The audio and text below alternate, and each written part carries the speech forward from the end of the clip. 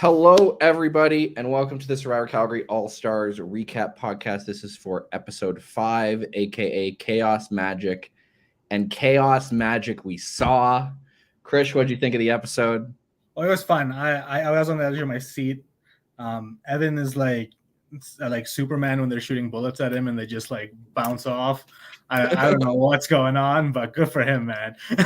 It'll be very fun to see how long you can keep it going for, just dodging votes. Hey, it's the Marge next, so who knows? Could shake things up a little. He is the definition of free agent at this point, considering they've unanimously gone for him twice. Yeah. So let's start off with the actual beginning of the episode, which is what I would call fallout from the respective boots from last episode, where we had the expiring merge idols both played. On the Yeti side, seems to be that the Yetis are sort of like, so Evan next, and they're all sort of like just shake hands together and are like, yes, good. And Evan is maybe like trying to get in there and doing things. On the opposite side, on the Phoenix tribe, we see Sean say that he's trying to get things going with people, but isn't really doing so, at least according to Sydney. How do you compare these two approaches that both of these players are taking? I think firstly, it's really tough being in that position. You know that you're basically going to be going home and now you have to come back and like reintegrate yourself. I think both of them tried really hard. I think Evan succeeded a little bit better at sort of coming at it from he's in like a point of weakness and that he needs them to help him. Whereas Sean seemed a little bit more upset about the whole thing, which like I don't blame him, but it seems like at least that's what like Sydney thought, which then it seemed like he was also taking like a little bit more of a focused approach. He wasn't really sort of going with talking to sort of everybody and seeing if he could get some movement or find a crack there. He said, I'm pretty sure the crack I've found is going to be Craig. Yeah. And it's going to be me, Craig, and Shervin if anything is going to work out. Because he had heard from Sid that her two biggest allies were Jackson and Taylor. Yeah. Yeah, no, definitely being like a little more like malleable, I think helped Evan the most. Not that it really, like he didn't get the votes, but it seemed like his approach was more likely to like gain some headway. Yeah, I think so. I don't think, and part of that might have just been of how that Phoenix tribe was formed. Yeah. Very unlikely that Shervin makes another move at one of these Phoenix people after they've all told him that they trust him and to High Hearth and back. And very unlikely that any of Craig, Taylor, Sydney, or Jackson actually do split off. The crack is probably not Craig. It's probably Jackson because he feels like he's at the bottom of that group of four. But yeah. Also, we saw Cam drinking some water, which like I don't even know if like did he get sick after that? For the people who have been out there before, this is legitimately unseen. He is taking it serious. And he was taking that edge challenge serious too, as we're getting into that. It's sort of the blindfolded time trial that leading into the puzzle. With the edge being able to sort of chirp at the players in the game while the directors are trying to navigate for their blindfolded teammates. Oh, the challenge was really fun. I bet like everyone there was probably pretty happy that this challenge didn't involve like some form of deceit or like getting one up over, wait, like, it's just a running and puzzle challenge again. Right? Yay! Yeah. I honestly can't believe the ice actually seems like that actually made quite a big difference on the time. Yeah. So to note is that once 15 minutes had passed, each tribe could come in and help the person who was doing the puzzle.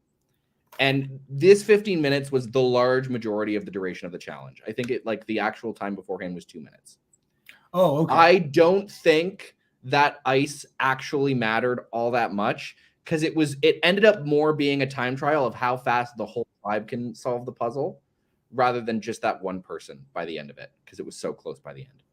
That's fair. It's fun to blame Cam though. So It really is. We can also maybe blame the like partially snapped puzzle that we had to like pause the timer and fix, and then pause the timer and fix again. I was sitting at home like watching, and Craig had all three pieces lined up beside each other, and I'm like, oh, it's so easy. You just need to make like each of the big sides is one side, and then I like thought about it for a second. And I was like, I couldn't do it though. And then Cole explained it, and I was like, yeah. Yeah, it was a very hard puzzle. The trick is you had to like put two together at the same time into one that was sort of standing still. Both tribes did end up figuring it out. The sort of behind the scenes info on that challenge was that puzzle that broke halfway through the challenge was a backup for slide puzzles that we had made that in 3D printed that we were going to have the callers try and direct a person to solve. Like somebody had to stay blindfolded and actually move the pieces of the slide puzzle around. That slide puzzle also broke. So the backup for the puzzle broke after the main one broke. The challenge is cursed.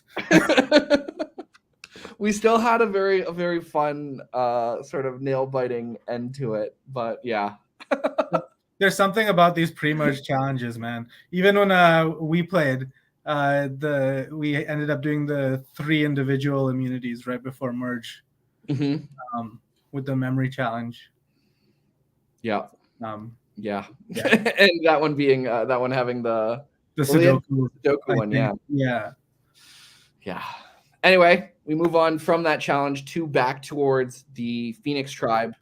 Seems to be that they're pretty much prepping for merge at this point, at least mentally. They know it's the last challenge of the day. That generally means merge. We know from the sort of preview for next week that it will be merge after the Edge return. But yeah, what do you think of the various positions of the Phoenix members going into the merge here? I think Sydney's in the best position because no one knows about her idol, and all the conversations we see over there, she's more or less in them. She seems pretty like insulated, but she's also not regarded as a threat. And then I think that like Taylor obviously has his idol as well, and we haven't heard really anyone talking about targeting flushing him. it or anything. Yeah, exactly. And Craig as well. He seems that he's in like a pretty good position. Everyone seems to be talking to him. But more than anyone, Sherwin, I think, is laughing over there. He somehow like gotten into. Ow! I'm still so surprised how he's in such a good position right now. He is somehow like everyone's right-hand man. Everyone wants to talk to Sherwin. Like, yeah, they're going to merge, and then everyone on that side is going to think that they're still tight with him, which we'll see who he decides to work with. But I do wonder if his position with Sean is relatively tenuous. And the reason for this being is that all it takes is like one of those 4 people to tell Sean that Shervin told them about the idol. That immediately cuts off Shervin from Sean. Yeah, that is true. That almost seems like it's sort of bound to happen with how information passes around once the merge happens. Everybody gives their recaps of their last tribal council as they all say, oh, so this is what happened, as like the barest information they can give before making any kind of actual strategic commitment to people they barely met. So yeah, that's true. Dang. Yeah. And then Sean might be saved to some degree. It is unlikely, I would say, that Phoenix is necessarily going to target Sean here going into the merge, given that he seems to be sort of lower on the totem pole compared to who they've already listed as big threats that they want to eliminate, being Cole, Robin, and Malone. Didn't seem to want to take out Eric, which is interesting, considering Eric seemed to actually sort of have the run of things on pre-swap Yeti. I think that might help because, I mean, Sherwin's in on those conversations, and we know how Sherwin and Eric were. Like, we've seen Sherwin putting Sherman Cole has been out, telling putting people out- that he can bring Eric in. yeah, and then putting out like Cole, Robin, and Malone as targets. So yeah, that makes sense. And Cole's idol is public. Yeah. Speaking of Cole and the Yeti tribe, does everyone know about Taylor's idol? Pretty well everybody on the Phoenix tribe knows about Taylor. We had a about Taylor's idol. We had a clip sort of showing him show everybody the parchment from it. Yeah.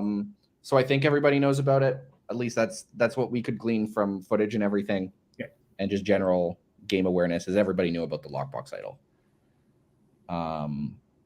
Then we move on to the Yeti tribe, which is a tale of two pairs and Evan, or maybe not.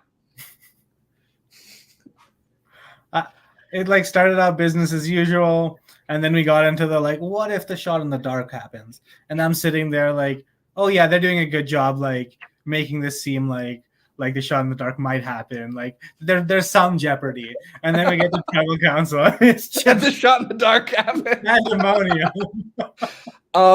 Now, what did you think of? Now we know it's not true, but what did you think of Malone's conspiracy theory to Robin about how this whole Evan tribal was all a setup by the Yeti people, such that Robin and Malone would be comfortable and they would have the numbers? It really shows how easy it is to get paranoid while playing. Right? That's like I can't even blame him, because you're sitting there and you're like, that was too easy. Like, even though the like idol happened, but like, why didn't we split it? Well, like there must be like some explanation more than just we were silly. Like there's all of us out here, we've played before, we're smart, we're big threats. We should have seen this coming. And they do it again. Now we see Cole make a promise to Eric about bringing Eric to fire. And then we see him tell Malone that he made this promise and that he will not be bringing Eric to fire. It should have shot in the dark happen. What do you think of this sort of move from Cole? I think he was pretty smart to get rid of Eric and like bring Malone and Robin in. When they go to merge, I feel like Eric would have been in a stronger position than Cole. Whereas now going into the merge, Robin and Malone are much bigger threats than him. So he'll be able to sort of hide behind them a little bit at the beginning while he sets his roots and tries to make a run at this thing. And what did you think of the math that they were doing about how if they all take the shot in the dark except for one person, it means that the shot in the dark is less likely?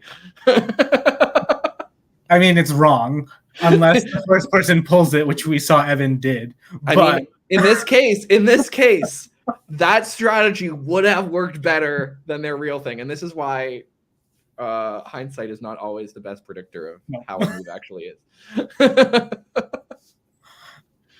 Yeah, if they swapped seats so that Evan would be in a different position, then the butterfly effect would have made it so that Evan might not have pulled that parchment out of the hat.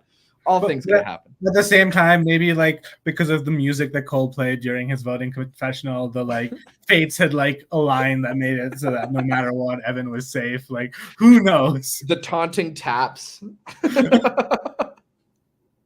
Yeah, and we go to the tribal council. Pretty much everybody knows what's going on. I don't think Evan is under any illusion at this point that either of the pairs are actually wanting to work with him here.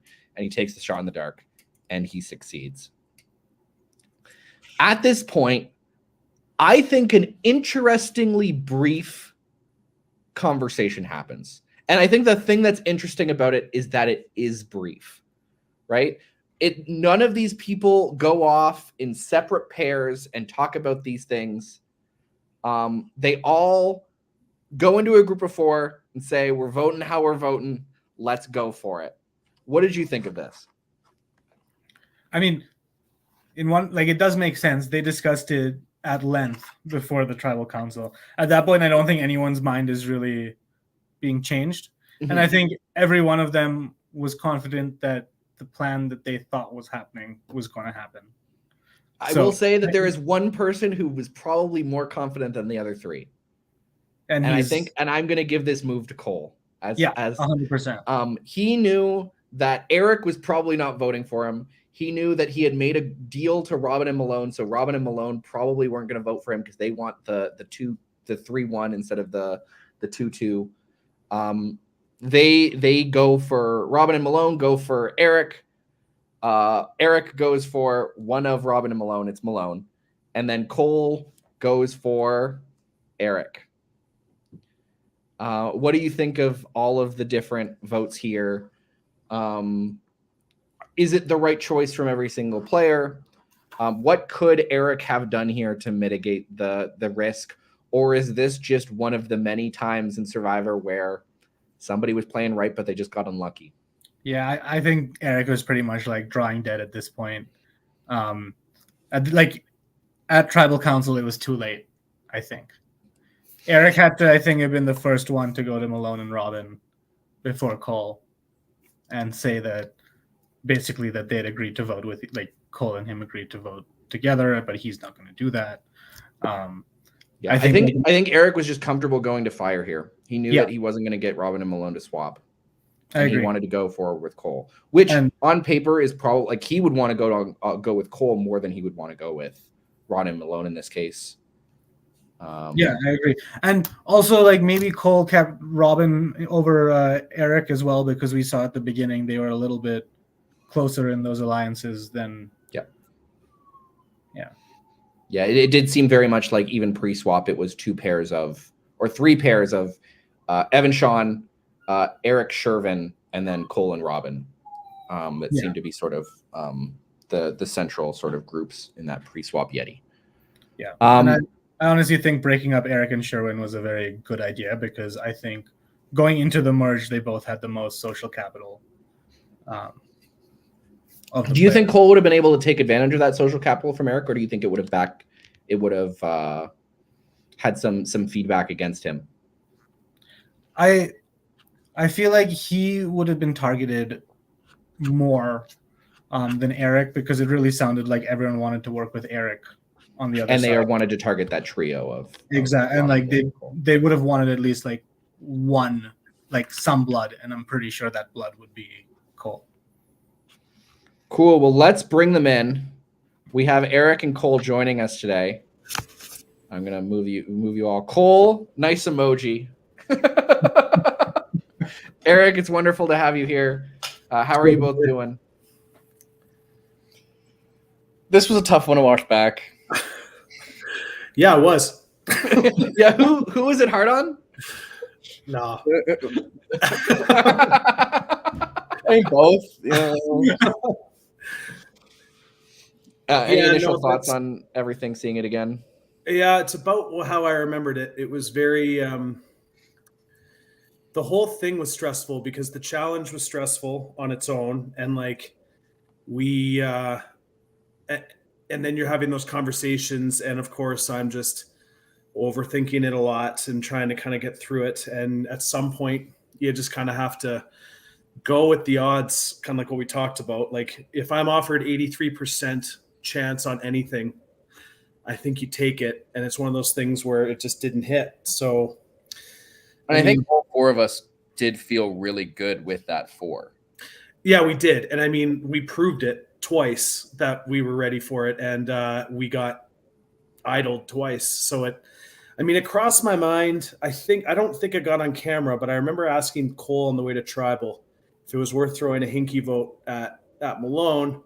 And another credit to Cole, he sort of it kind of said it wasn't necessary because we were going to go with the chance, which is a logical thing to do. And I mean, the hinky vote, if I threw it at Malone, it would have potentially gone his way, obviously. I mean, hindsight's so easy to think about, but I mean, I think I was good with that 4. I knew that I had an opportunity if I got through to make some relationships with those other people, but I also knew I needed a tight 4.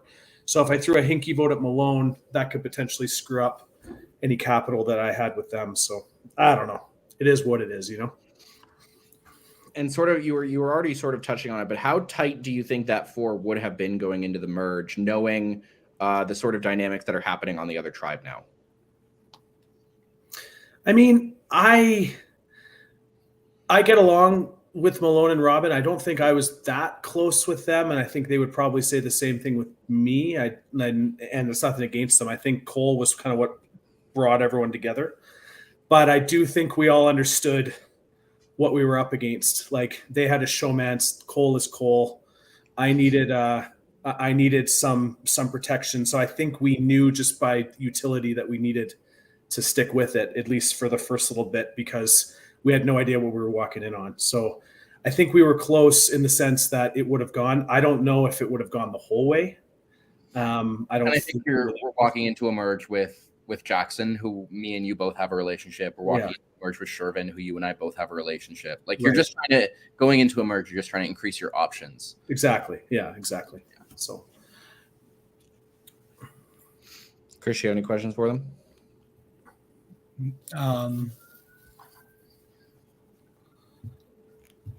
It's okay. I actually, Eric, did you have any inkling that Cole was going to vote against you? No. I was pretty convinced.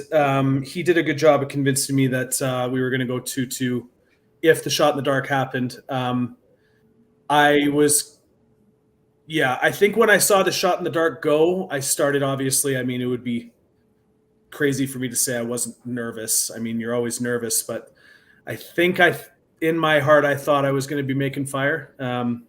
We sort of saw it at the urn where you said you were relying on Robin, which exactly felt like it was sort of a foregone conclusion that Cole was voting with you, and you were seeing if Robin was going to vote Malone or not. Yeah, I mean, I was trying to kind of convince Robin that, hey, maybe you should vote your boyfriend out, but we all know what's going to happen there. Like, that was a literal shot in the dark, so I knew that wasn't going to go. So I thought my only chance was fire. I mean, in hindsight, it's a smart move on Cole's part to leverage that, because he had a sure thing in front of him. If I had a sure thing in front of me, I probably would have taken it too. I didn't see the sure thing, though. And Cole, did you know when you told Malone that you were going to vote against Eric? Did you know at that moment you were going to vote against him, or was that more a decision you made at tribal council? Or I don't think I fully knew until I said, hey, let's just go vote. Let's just stop the talking. Let's go vote right now. Because after the shot in the dark hit, I was just kind of running through all of the possible scenarios again in my head. We saw me like get up to potentially play my idol. And Robin was like, no, you don't need to play it. And once that sort of happened and those gears started clicking, I was like, okay, cool. I'm for sure safe if I vote this way. I also for sure don't alienate two of my closest allies in this game if I do it this way too. And that's really ultimately what it came down to. It's like, all right, if I go and vote Malone here, Eric made like an M to me when we were walking by each other going to the urn, so that we knew it was Malone and not Robin. But I figured that was pretty obvious anyway. If I vote Malone here, and Malone beats Eric and Fire, I have no close allies anymore going into a merge, and I'm already going to be a huge target with an idol and my reputation. And if I vote Eric, then I have two big threats in front of me, an idol to potentially dissuade people, and maybe theoretically any connections that Malone might have coming into the merge to try and create some sort of bigger coalition. We know now that Malone didn't necessarily have too many connections on the other tribe, but that's not something you know in that scenario. No.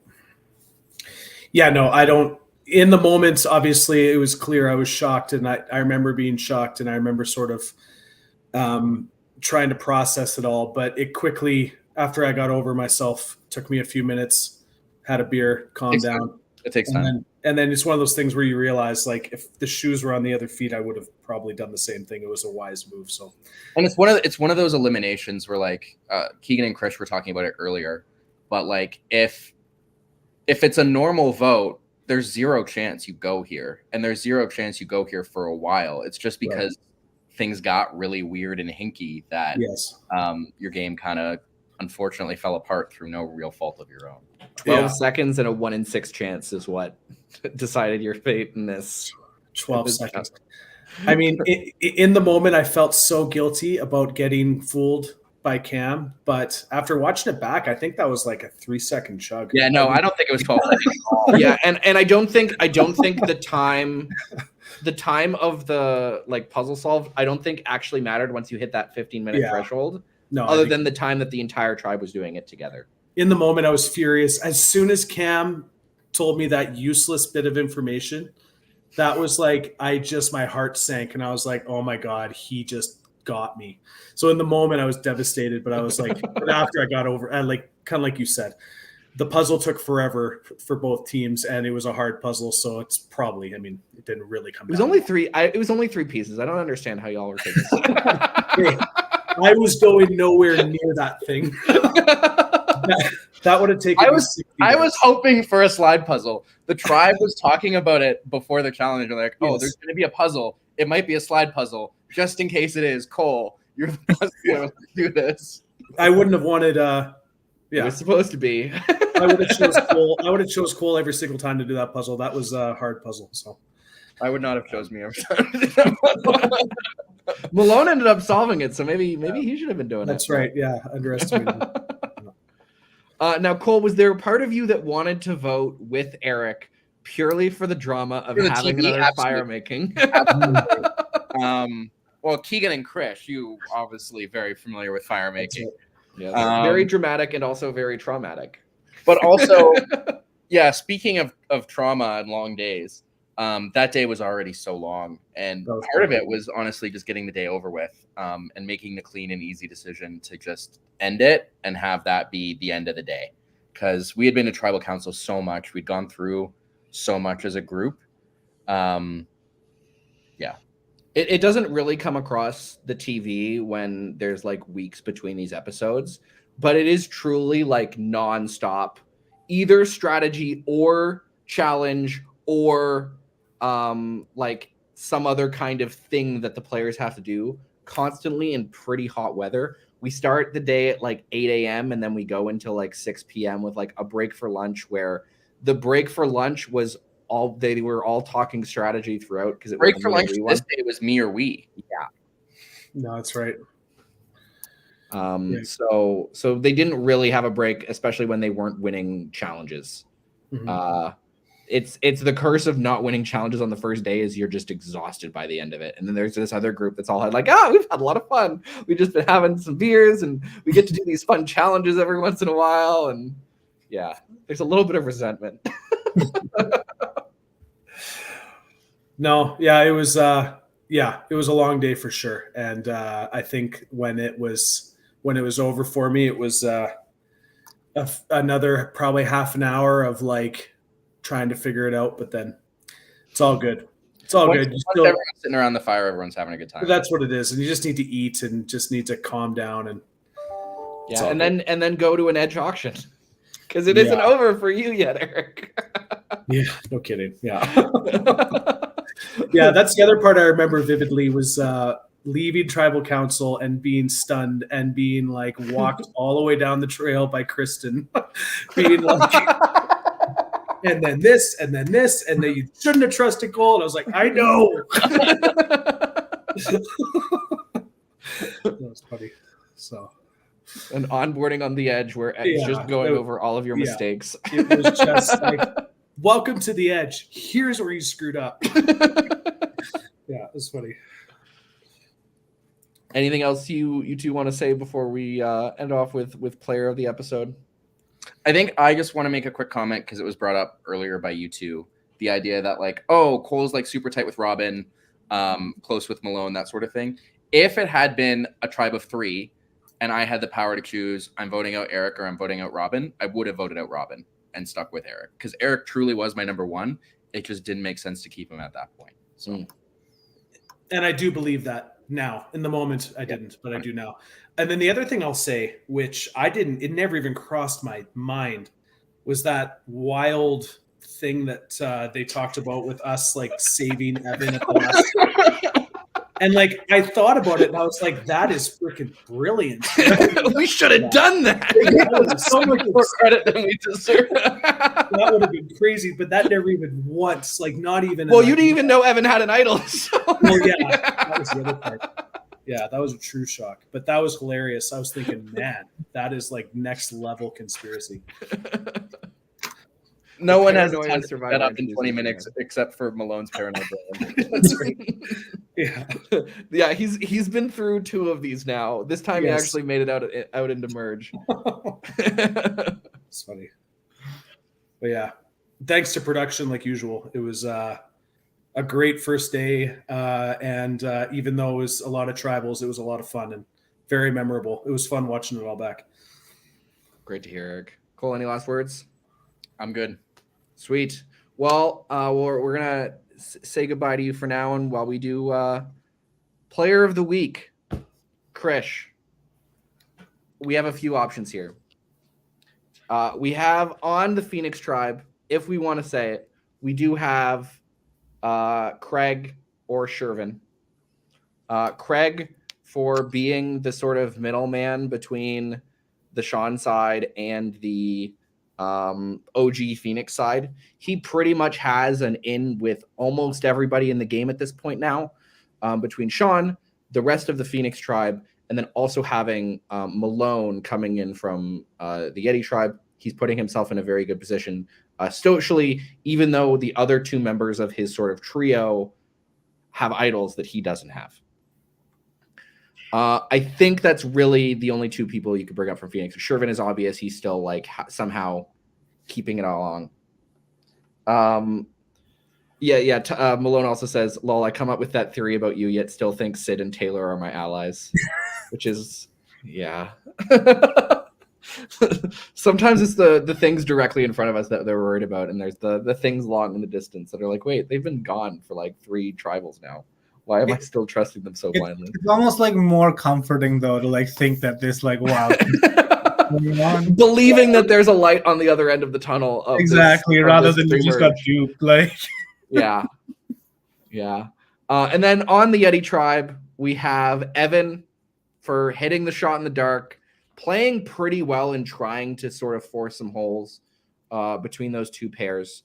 And then I think the only other person we can really bring up is either Cole or Malone. I would put a slight edge towards Cole myself, in that he sort of ran what ended up happening in that split vote situation, in terms of pitting the pair of Robin and Malone against Eric and Eric against Malone, such that he was never even really considered the target of the split vote when that ended up happening. Yeah. I like, while hitting the shot in the dark and the way Evan played was really good, I don't think that I could give it to anyone but Cole. I think that the vote went the way that he dictated it, and I think that with the circumstances the way they are, he's come out of it in the best possible way. Yeah, I think that's a great pick for this week. And that's his first player of the week, I believe. Yeah. Our producer finally has one. Oh shoot, we need to choose someone else. This is like... Anything else you want to make? Any predictions for who you think is going to come back from the edge? We got Timothy, who has a mix of having a lot I was of gonna cups. say, I have to say, like, Tim, after his like challenge performance in the first challenge, like we'll go with Tim. We got Kristen and Willow. They've been accumulating cups the longest. We've got, and they also have that inner hate. They've like let it fester the most, so they have that extra energy. We've got Justine, who has like the really good relationship with Neil, who might be, feeding her some extra cups at his whim. We've got Cam, who's drinking water. He's drinking water. I don't actually know if that's gonna help him though. Like, his mind's gonna be going places it's never been before. It's gonna be so clear. Like he's gonna overthink it. It might be an issue. And then we got Eric, who is a single cup, still in bewilderment mode. I do think it's going to be hard for Eric to make it back in. Yeah, the turnaround's tough on that one. Basically, like not even decompressed and thrown right into the wolves. Yeah, although it did work for Flo in season 1, so maybe we get a repeat. But your prediction is on Timothy. Yeah, I feel like if there were like betting odds, he would be the leading horse. So 83%, right? You got to go with the odds. And as a reminder to people, next episode will not be the full merge episode. It will just be the edge return. And because of that, this recap podcast will not be here next week, but it will be for the week after, where we get to talk about both who comes back in and then also the rest of the merge and the dynamics that play out with this chaotic group of people. Awesome. Krish, thank you for joining me today. Thank you again to Eric and Cole for joining us today. And that's where we're going to wrap it up. Thank you, everybody. Perfect.